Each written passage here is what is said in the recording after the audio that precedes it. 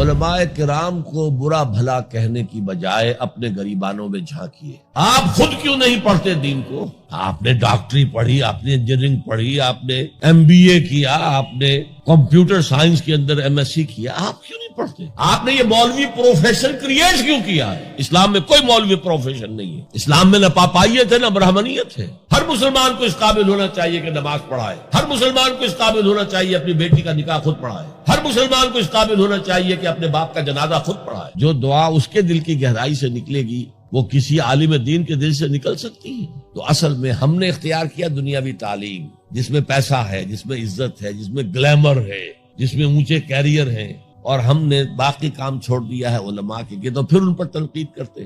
لہذا اپنے گریبانوں میں جھانکیے، اپنے گریبانوں میں جھانکیے، اپنے گریبانوں میں جھانکیے۔